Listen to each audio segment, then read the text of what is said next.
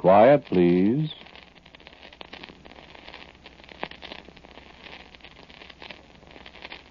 Quiet, please.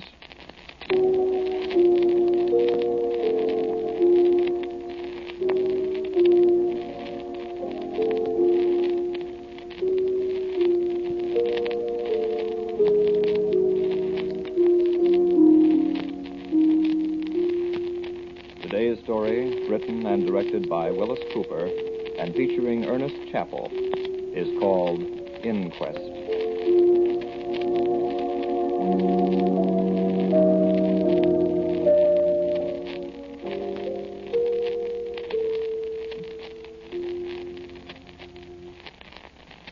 My name is William Ross, and I want to know why I'm here. My dear Mr. Ross, in all cases of violent death, it is customary for an inquest to be held. Surely you know that, don't you? Well, who are those people? The jury, Mr. Ross. And if you're wondering, my office is that of coroner. Now, may we proceed, please? Well, now, wait a minute. I want to know what these people are wearing those funny clothes for. They look more like a masquerade than a coroner's jury. You are referring to the gentleman in kilts? Well, him and the others, too. Well, who is he? Will you identify yourself to Mr. Ross, please, sir? My name is Duncan. What's the idea of the Scotch outfit? Sir, I'm a Scot. These are my usual garments. Thank you, sir. You may be seated again. Mr. Ross? Oh, I think it's a funny outfit to wear at a coroner's inquest. Your garments may be quite as unusual to some of the members of the jury as theirs are to you, Mr. Ross. I must look pretty funny, then. That is a matter of opinion, Mr. Ross. Shall we begin? I want counsel. That will not be necessary, sir. This is not a court of law, but an inquiring body whose function it is to determine the causes of death in the case. Well, you find it was justifiable homicide, brother. I'm telling you. We shall see. You were on bad terms with your sister and your brother-in-law? They were on bad terms with me. I see. This is a state of affairs that has existed for some time? Long enough. How long? Since before she married him. And they were married? Just a few months. They'd been married just a few months when this thing happened. When the murder took place. We call things by their right names here, Mr. Ross. Well, you haven't proved anything yet. We shall. You'll find it was self-defense. All in good time, Mr. Ross. Well, you'll see. Go ahead. Go ahead, ask me questions. Very well. You'll tell the truth, the whole truth. And nothing but the truth. Yeah, I know. Yeah, sure. I regret that it is impossible for us to call your sister and your brother-in-law as witnesses. So we shall have to depend upon your testimony completely. Sure, yeah. I know. But perhaps you can tell the jury something about the causes behind this ill feeling between you and your sister, Mr. Ross. I certainly can. Do so, please. Well, it's pretty simple. Eileen was born in 1908, 2 years before me. There were just the two of us. I understand your parents were wealthy, Mr. Ross. Yes, they were. That's part of it, too. I suspected it was. Go on. I haven't got any money. But what's he laughing at? Well, none of the people who come here to testify ever have any money, Mr. Ross, for one reason or another. Well, that's not funny. I agree with you, Mr. Ross. Kindly refrain from unseemly mirth, gentlemen. Go on, sir. Well, our parents were drowned in the wreck of the Vestas. When was that? 1927? 1928. Yeah, that's right. 28. They left everything to us. Quite a lot of money. Yes. But there was a catch to it. Address the jury, Mr. Ross. What? Well, I said there was a catch in it. We weren't to get all the money right away. We were both underage, you see. Eileen was 20 and I was 18. Will you speak up, please? All right. We got $5,000 a year at first, and we were to get the rest of our shares when we came of age. That was a considerable amount, Mr. Ross? It was. So I was supposed to wait 3 years. Eileen got hers the next year in 1929. I had to wait. Did you wait, Mr. Ross? Yes. Well, I waited till Eileen got her share. I mean, after all, it was our money. It wasn't fair for Eileen to have that much and me not have a cent. Was it? We're not here to judge such things, Mr. Ross. This is a coroner's jury. Well, you see what I mean. Go on, sir. So I saw people making money that year hand over fist. All you needed to make money was some money to start with. And I didn't have any. What about your 5,000? I lost that. Gentlemen. Well, I borrowed money from her. I mean, I didn't borrow it either. I showed her how I could make a lot more money for her by just investing her money. But I don't want any more money, William. I told her if I had my money, I'd put it into investments and double it or triple it. But she just smiled at me. She had the most aggravating smile I've ever seen. No matter what I'd say, she'd shake her head and smile at me. Was that when you forged her name, Mr. Ross? I don't think that's forgery. Well, of course, I'm no judge. You promised to speak the truth, you know, Mr. Ross. Well, I signed her name to a bank draft, sure. I was doing her a favor. I was going to make a lot of money for her. Of course. And I was going to have my money in another couple of years. There isn't anything wrong with that. After all, we were brother and sister. And it wasn't my fault the market crashed. Was it? Of course not, Mr. Ross. Well, of course it wasn't. Just for the record, Mr. Ross, how much did she lose? All her money. Well, not all of it right away. There was about $65,000 on the draft, you see, but when the market started to slip, there was margin that we had to get up, you see. I explained to her in words of one syllable how if we didn't put up margin, we'd lose everything we'd invested. Well, that's where the rest of it went. Of course, you couldn't put up your own money. How could I? It was tied up in government bonds and things like that for another year. I couldn't touch it. I explained that to her. And she was still unreasonable. Well, I should say she was. A thief. A despicable thief. Called me names. Get out of here and never come back. Tried to throw me out of her house. Not even a place to live. She changed her tune when I pointed out she didn't have a house to throw me out of, though. Oh, brother. Oh, was that a battle. That was when when her arm was broken? Well, how did I know she was going to fall down? I just gave her a little push, pushed her away from me. Women are so delicate. It's too bad, though, really, that her arm was permanently deformed. Yeah, it certainly was. But is that my fault? I offered not once but a dozen times to take her to a doctor and have the arm re-broken and set again.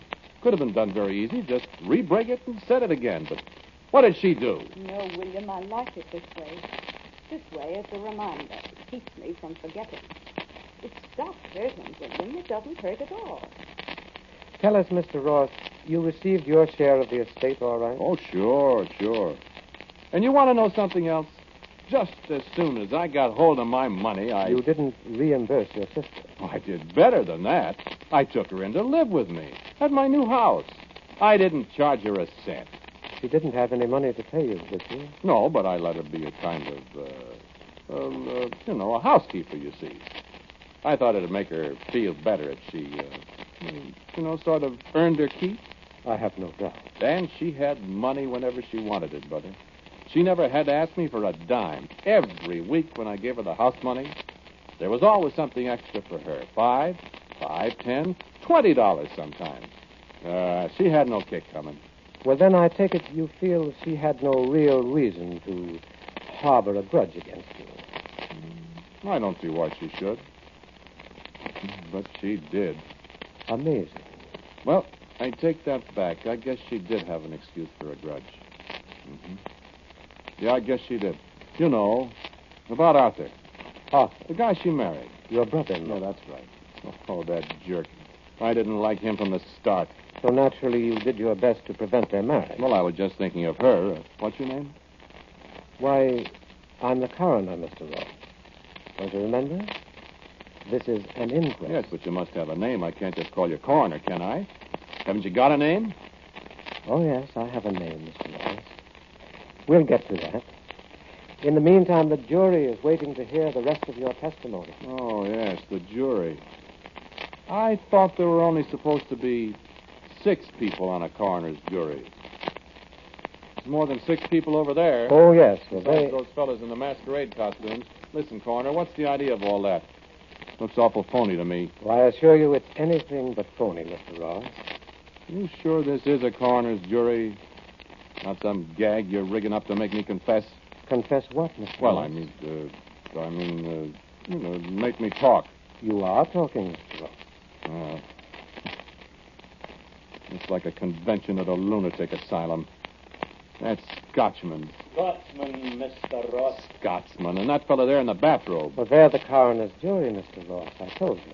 I never heard of people dressing up like that just to be on a coroner's jury. This is your first experience with such a body, isn't it, Mr. Ross? It certainly is. Well, then we can forgive you for being unfamiliar with our procedure, sir. Now, shall we get on with our inquest? Well, this is on the up and up. I assure you it is, sir. You said you objected to your sister's marriage. I did? Why? For her own good. Here she was living in luxury. Luxury? What? Well, I'd call it luxury for somebody who didn't have a cent to her name, Mr. Coroner. She had a good home, her own room with a private bath even. She could use my car practically whenever she wanted to. She had good clothes. Where would she have been without me? I was thinking of that. I'll tell you where she'd have been. She'd have been in some charitable institution, or she'd have been scrubbing floors or something. Or she might have been... Well, let's not go into that. Yeah, that's right. And so this Arthur came along, and she falls for him. I love him. A guy I detested on sight. I love him. A guy with no more money than she had. I love him. I told her flatly I wouldn't take him into my house. We're not asking that, William. We'll be all right. Said she'd be all right. How could she be all right? What would they live on? You took my money and lost it, William. Wanted me to give her money. You stole my money. Called me a William. thief. We wouldn't need much, William. I wouldn't give her a cent. I gave her a home. I took care of her. I'd have got that crooked arm of hers fixed up. Why, with that arm, she couldn't even do the housework decently. And then she has the crust to want me to set her and this Arthur of hers up in their own home. Support them, even. Where did Arthur come from, Mr. Ross? Did you know him before? Yeah, he was in the Army. I didn't know him. You weren't in the Army, Mr. Ross. No, I had a bad heart, you know. Yes, I know. I bought plenty of war bonds, though. Every week, $18.75, regular as clockwork. And this Arthur, he didn't buy war bonds. He was in the Army. Not that the Army wasn't all right, but some of the people they had in it. Isn't there something about taking all kinds of people to make a world, Mr. Ross? I suppose that applies to armies, too. Yeah, I suppose it does. But I don't want any part of that kind. What was your objection to him? Well, to begin with, he wanted to take my sister away from me. That was enough to set me against him. Then he didn't have any job or any prospects. And he didn't like me. I can't understand that. I wasn't going to have him upset my way of living. After all, I'd had Eileen there with me for, well, let's see, it was nearly 15 years. I was used to her. Hadn't you ever had any idea of getting married yourself, Mr. Ross? Me? I should say not. Why should I? Yeah, I suppose you're right. After all, you had a housekeeper, someone you were used to. And I understand you were quite a ladies' man, too. Marriage might upset that, mightn't it? Yeah, it certainly would. Well, now, Mr. Ross, we have the background for this unfortunate occurrence, haven't we? Shall we get down to details now? If you're ready. I'm all ready. Go ahead. Go on, ask me questions.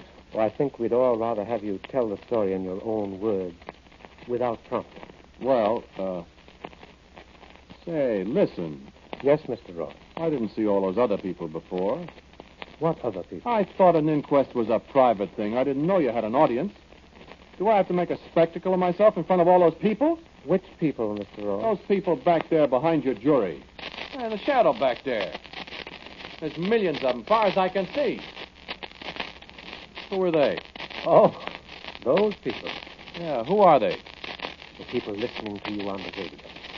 On the radio? Are we on the radio? Didn't you know, Mr. Ross? Well, I certainly did not. Oh, that's too bad. Well, I never heard of a coroner's inquest like this. You said this is your first experience. Yes, but... We're wasting time, Mr. Ross. Well, what am I supposed to do? We want to hear your story. I've told it to you. Not all of it. Come, Mr. Ross. Listen. Come, Mr. Ross. Come where? Over here to this microphone. I won't do it.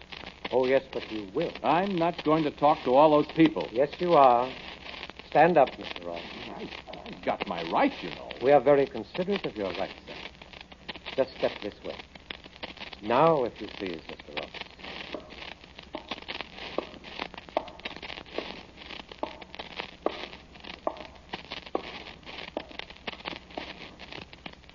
Where do you want me? Right here, if you please, Mr. Ross.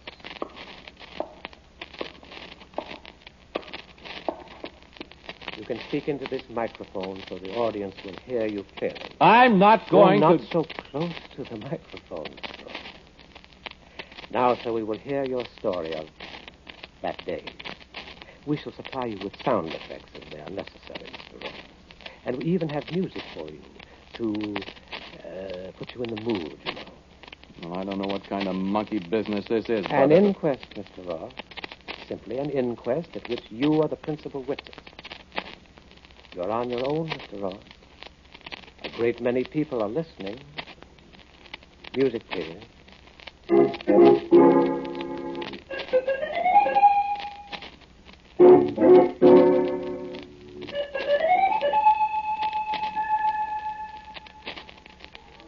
Go ahead, Mr. Ross.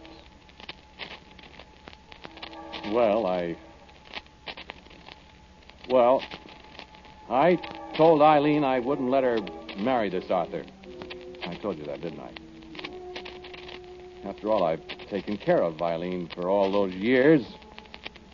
And I think it's very unfair of her to want to walk out on me after all I've done for her.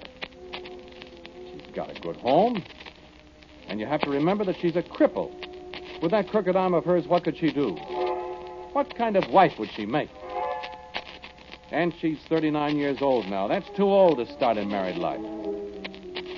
And this fellow Arthur is he's nearly 10 years younger than she is. Not only that, but how is he going to make a living for her? Sure, he was a lieutenant colonel in the Air Force, and he got a lot of medals. He was a Japanese prisoner and all that. But lieutenant colonels are a dime a dozen now. And he's got no money and no prospects. He probably thinks Eileen's got money. He thinks he's going to get some of that. Well, Eileen, you know, hasn't got any money. It's my money. And she isn't going to get a cent of it. Unless I die before she does. And there's small prospect of that. So get out, Arthur, I said. Get out and stay out. And Eileen, you see that he stays out of my house. That's what I said. And I meant it. Well, he went. Eileen cried. Eileen is always crying.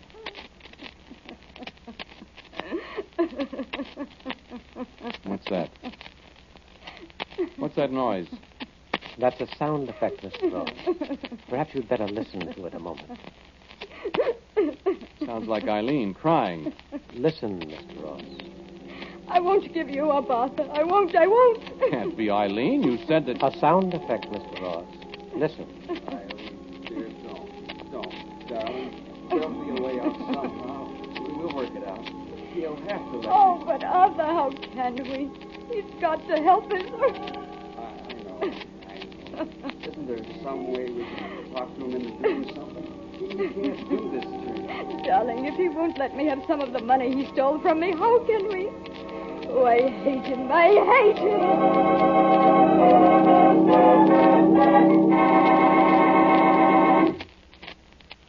Did you recognize our sound effects, Mr. Ross? I don't know how you did that. Well, that isn't important, Mr. Ross. You did recognize it, didn't you? Certainly I did. That was 3 weeks ago. That was the day that... Well, that was the day I really went into action. You remember. I came into the room. Eileen was sitting with her back to me. She didn't see me. Arthur was facing me. Eileen didn't hear me come in the room, and of course he couldn't see me. And... perhaps you'd better explain to our radio audience why Arthur didn't see you, Mr. Ross, if he was facing you. Why, sure. Didn't I say he was blind? I walked right up to them before he saw me. Hate me, I said. And she jumped up in front of me. I'll show you, I said, and I reached out for him. He got to his feet, and he was turning his head looking for me, but he couldn't see me. I grabbed him by the collar. I'll show you, I said, and she leaped at me. See those marks on my face? Her fingernails. And she kept screaming. Hate you, hate you, And hate he got an you. arm around her, and he tried to pull her away. Don't. And we struggled, and I started pushing him toward the door, and she grabbed up a heavy ashtray and struck at me with it. And you grabbed her arm? Well, I couldn't help it if it was her bad arm, could I? Of course not, Mr. Ross. And, of course, Arthur couldn't see you. How could he? He was making passes in the air trying to find me. And you knocked him down. And threw him out. Next time I'll kill you, I said. You shouldn't have said that, you know, Mr. Ross. I know. It could be used against you. Well, I had to protect myself. Well, all right. I figured I'd fix that. I got the doctor for Eileen. She wasn't hurt bad. She just fainted when her arm got twisted. And she wouldn't speak to me. Stayed in her room. That house was an inch deep in dust. Dishes weren't washed. No groceries. Wouldn't come out of her room. I was pretty sore. I've got a violent temper, you know. I don't brood about things. I do something about them. Well, I let her stay in her room. And then finally I got tired of it. I went upstairs one morning with blood in my eye. I hammered on her door. I said, "Open up that door, Eileen." There wasn't any answer. I hammered some more. She still didn't answer, and I said, "Eileen, open up that door. I'll break it down." I said, "I'll take the cost of fixing it out of your allowance, too." There still wasn't any answer, so I got back and I slammed my shoulder against it, and then the second time, the lock broke and I fell into the room. And she wasn't there. That's right. She wasn't there. But the note was. Yeah, that's right. The note. She'd skipped out on me. She'd married that Arthur. That blind man. I thought I'd die right then and there. You didn't, though. No, but I thought I was going to. When I found she got into my safe, I'd forgotten she knew the combination. How much was missing? $15,000 in bonds. She stole it. How much did you get from her that other time? Well, that was different. This was stealing. I see. Well, I hunted high and low for her. I hired detectives, and they cost plenty, too. I didn't find her. I thought they'd be easy to find a blind man and a woman with a crooked arm, but they weren't. I used to lie awake nights thinking of what I'd do to them when I found them. You're making some very damaging statements, Mr. So Ross. I am. So what? We'll see whether it was justifiable homicide or what. Well, they came back. I was all alone. They knew I'd be alone. Was that the day, Mr. Ross? Yeah, that's right. They came in. Eileen still had her key. I didn't know they were there till she spoke from the doorway of the living room. We'd come back with you. And he was with her, standing grinning behind her in the hall. Grinning, he thought, at me, at his new brother-in-law. His face was turned in the wrong direction. Blind men give me the creeps. She came in the room and she put out her hands to me and she smiled. Aren't you going to congratulate us? And with my you? head began to swim and the light in the room seemed to turn red and I staggered as I got up out of the chair and then she backed away from me and I heard him talking dimly. What's the matter, Dave? William, what's the matter? The room began whirling around faster and I tried to speak, but I got kind of mumbled and Eileen yelled. William! And I reached for that fool Arthur's throat. Yes, I did. Listen to me.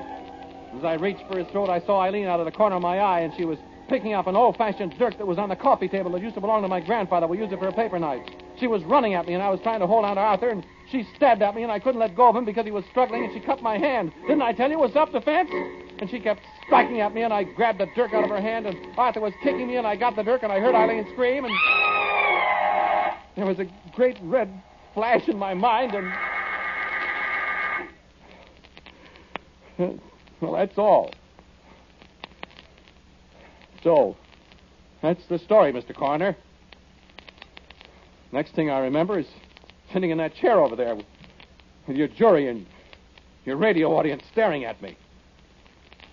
So, Go on, let's hear your verdict. Go on, let's hear it. From your masquerade party jury. Go on! Very well, Mr. Ross. Your Majesty, Majesty, what's this? King Duncan of Scotland is foreman of our jury, Mr. Ross. There isn't any King If Duncan. you will please to remember, Mr. Ross, Duncan of Scotland was foully murdered by a certain Macbeth many's a long year ago. Yes, Mr. Ross. And the gentleman in what you termed a bathrobe died at the hand of a friend named Brutus. Aye, and the gentleman in the red cap was done to death by a snip of a girl named Charlotte Corday in 1794. What are you talking about, you... Yes, Mr. Ross, these gentlemen are your peers. All murder victims at one time or another. What kind of a masquerade? I assure you, this is no masquerade, Mr. Ross. Just one thing. Your sister and your brother-in-law did not die. Well, then, what's all this about? Your Majesty, the verdict, if you please. Guilty of murder, Mr. Coroner. Murder? But you said they didn't die. No, Mr. Ross. They didn't. But you did. Your heart, remember? And now I think you are my property, sir.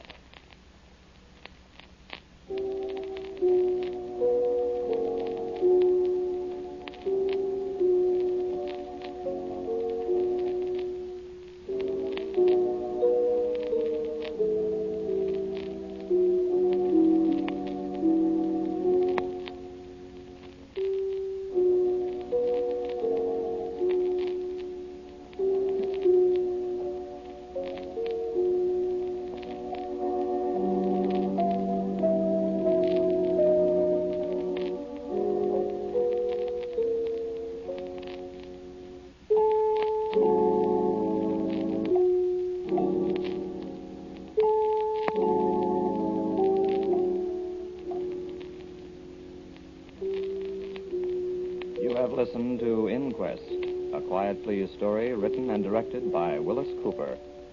The man who spoke to you was Ernest Chappell. And James Van Dyke played the coroner. King Malcolm was Pat O'Malley. Eileen was played by Sylvia Cole. And Arthur was John Morley. Music was composed and played by Gene Perazzo. Now, for a word about next week's Quiet Please story, here is our writer-director, Willis Cooper. Next week's story is the adventure of a writer and the characters that he creates. It's called Bring Me to Life.